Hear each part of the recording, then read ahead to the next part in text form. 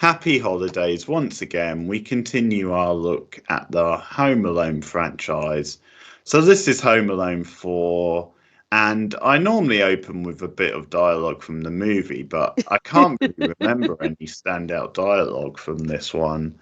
So, this came out in 2002. It was straight to TV, no surprising, straight to the good old Hallmark channel.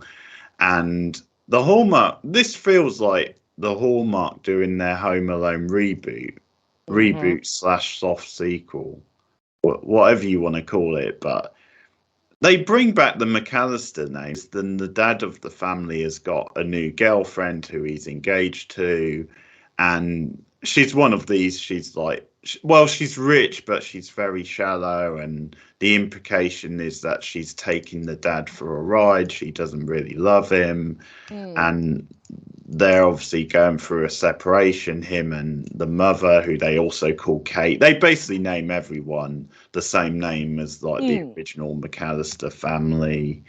And so the main plot is then Kevin has to go and spend Christmas with his father and his annoying new girlfriend who he doesn't like.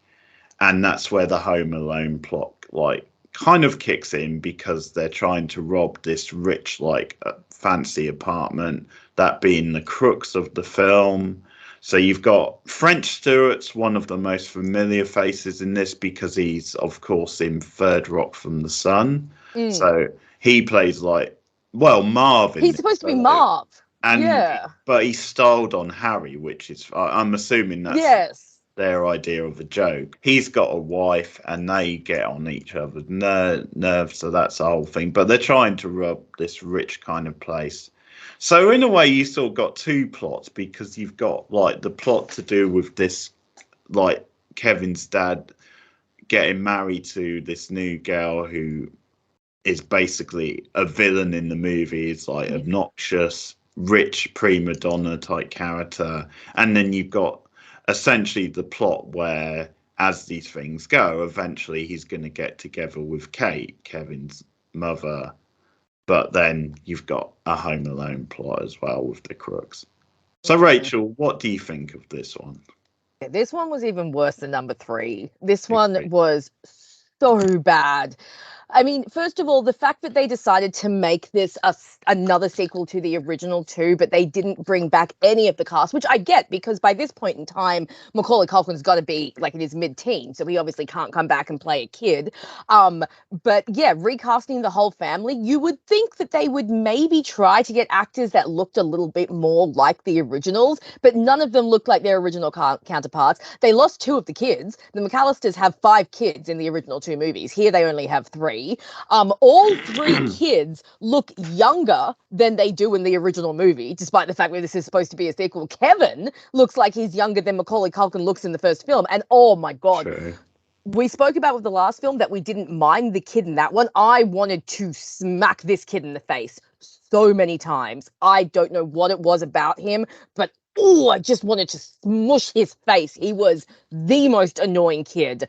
Oh, yeah, just wanted to. Um, and I just, Terrible. just everything about this film was just way too over the top and way too dumb. Again, the father's girlfriend, like this is not a new trope. This was very prevalent in 90s kids movies. The evil stepmom, the evil girlfriend. Yeah. You'd see it in It Takes Two, you'd see it in The Parent Trap, you'd see it in like I know that there are others, but this was a very lazy and very common trope in the late 90s, early 2000s. And again, the girlfriend, she was just such a cartoon villain. Like that scene where she actually comes into Kevin's room and like fully threatens him and is all like, if this continues, you will be out. Don't come between me and your father. It's like, okay, really? Do adults really talk to kids like this? I don't think that's a thing.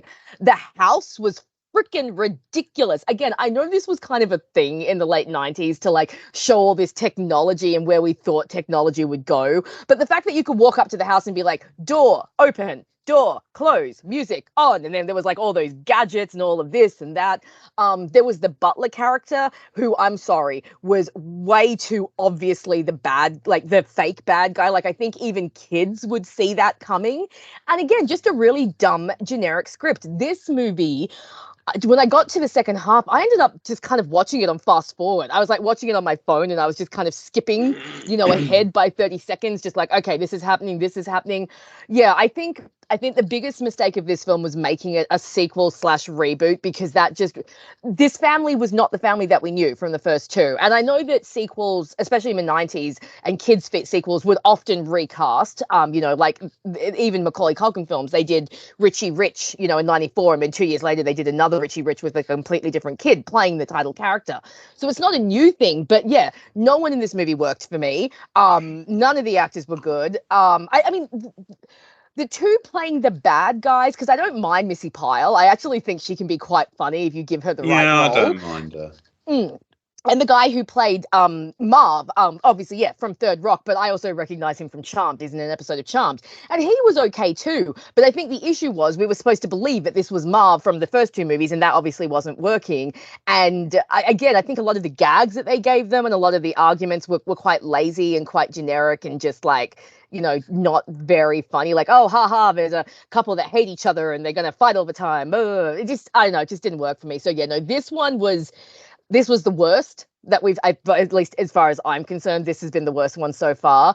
And the fact that it was supposed to be connected to the first two, and these are supposed to be, in theory, the same characters, it just didn't work for me. So no, I was wholly unimpressed with this one. What about you?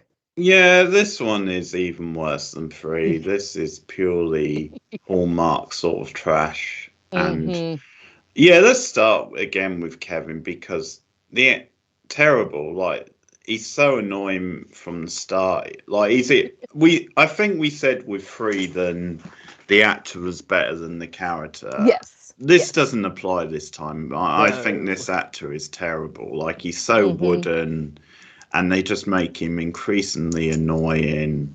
There's no reason to care about him at all. And the plot is just so cheesy and predictable. It's like it's so obvious. And I'll tell you one example is when you have like this like, oh, It's a Wonderful Life scene, when the father's watching it and he's remembering he watched it with the mother, and they do that whole thing about how the more snooty newer girlfriend can't get on board with it. Like, well, why are we watching this movie?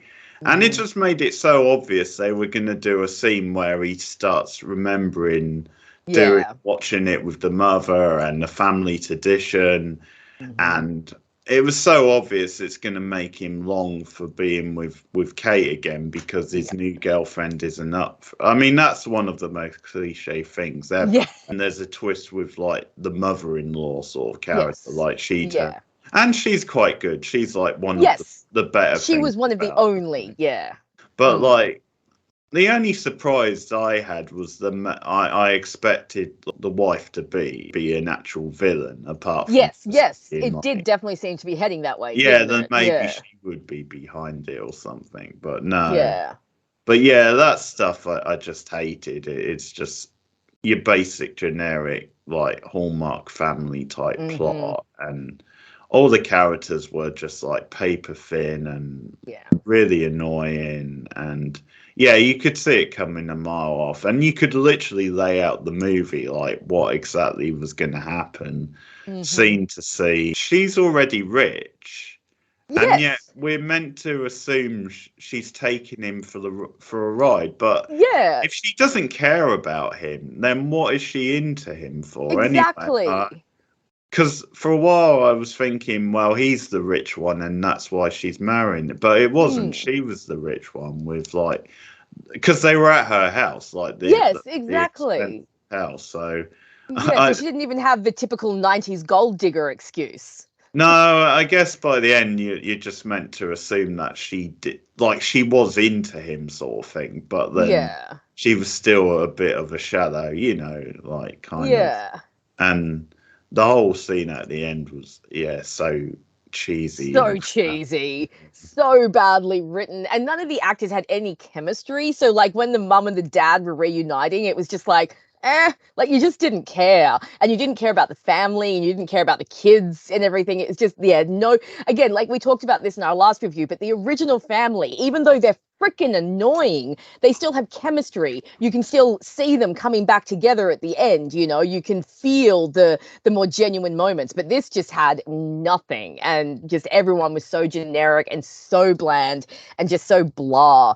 And yeah, and I kept thinking when I was watching the kid playing Kevin, I know this is going to sound really weird, but I'm like, this kid is not believable as a kid, if you know what I mean. Like, he didn't feel like a kid. He felt like some kid who was being fed lines off screen and told how to act. Like, when you watch Kevin in the first film, he's a kid, you know, like he's an actual child. Like, you really get invested in like this kid home alone.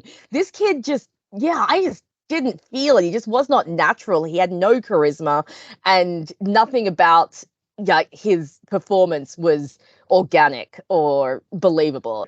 Off it in such a blatant way. Like, it's one thing to like make references to it and nod to it, but to do it, and it's just insulting when. And I'll pick out the Kate character in this. Especially that actress was so bad, and yes, she was. The other thing about it is they're doing this annoying thing of making her look like Catherine O'Hara in the original movies on purpose. They've done that on purpose. Whereas at least you can say the dad doesn't look like that much like the original dad, but this actress, they had her look quite like Kate from the first two, and they had her do like this crappy impression where she's literally trying to do the screams that she did. Like yeah, it's like literally she's trying to copy the mannerisms. And again, I've seen this actress in stuff, so I don't know if she's better in that in other. Like, it could just be the material in this, but like, she was really wooden, I thought. And yes. Yeah, I think she bothered me the most just because it seemed like she was doing such a Kate impression, or trying to. Buzz. Yeah, same sort of sound, but he was such a lame like take. He was. Such a pale shade. Yeah, and I guess they just stuck a sister in as well, which she had no sort of like link to anything. Yeah. She's kind of there. So no, I thought it was really boring and cheesy and just so predictable to watch, and none of the charm of the early movies, like none of the great stunts. And no, they also did this really contrived thing about how, first of all, it got to a certain point and it didn't make any sense and Kevin wasn't telling anyone. And I know. They almost made it a gag in the movie that he's not telling anyone. He just wants to do this stuff on his own. But it didn't make any sense why that would be the case. And that's the thing. Once again, they play hard and loose with the idea of him being home alone, because he's very rarely home alone in this movie. And it's all the stuff happening upstairs. No one else seems to notice. And then, but yeah, it's just so contrived. And for some reason, he had all these opportunities to tell people and he just didn't. The bad guys' motives in this one, because they're not here to like case the house or anything. No, in this one, we have a very vague mention of a royal family who are apparently coming to Chicago for Christmas, because I know all the royal families go to Chicago for Christmas, and they're going to be visiting the girlfriend. And so apparently Marv and Missy Pyle's character have decided that they're going to kidnap the royal son.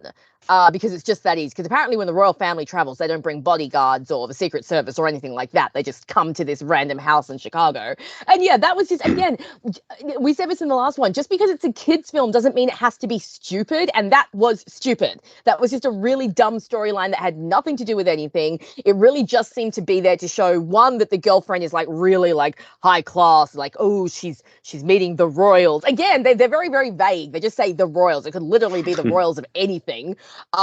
And then, yeah, two, so that they would have some sort of kidnap plot, because I guess they didn't want to do like a burglary again, because maybe thought it would be too repetitive. Like, that was an issue with this film. I mean, let's ignore all the other problems. But yeah, that was really dumb. And I just love how they kept saying, oh, yes, the royals are coming. And I'm like, which royals?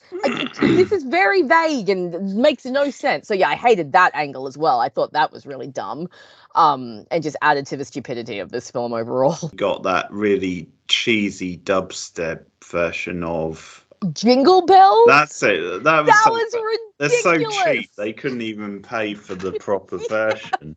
That was so dumb. That was when they were trimming the tree, but they're like throwing stuff around and like, you know, it's like terrible. That's not how you trim a Christmas tree. What the hell? Like, yeah, that one was awful. That scene was annoying because that was the one scene where they were like kind of entertaining the idea that he was actually getting on with like the stepmother sort of thing, but it was all an act really from her, and it was just terrible.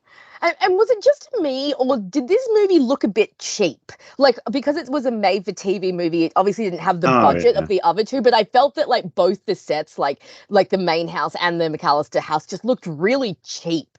And, yeah, and especially the girlfriend's house, because we were supposed to believe it's, like, this big, fancy mansion, but then you get inside it and it just looks really generic and, yeah, just really cheap. The traps and, like, the way he took down the villains again, like, just very uninspired, and it was mostly just him using the house, if I remember correctly, so it wasn't even like him being inventive and pulling up all the traps and stuff like that. So just very generic, this one, very blur, just feels like no effort was put in. We're done. I think that's it. Not much to discuss here. Life's too short. We've got to move on, guys, but we will continue, obviously finish off the franchise. Because we like to torture ourselves. Yeah, we've come this far. So, Rachel, what would you rate Home Alone for? Oh, look, I gave the last one a 2, so this one's getting a 1. I would give it a 0, but I don't like to give films zeros because I feel, you know, someone still made this. It's still taken an effort. It's still probably entertaining someone somewhere. But this movie was just terrible. Like I said earlier, I think one of the biggest issues was making this like a sequel/reboot and recasting all the characters that we already knew, and such iconic characters as well.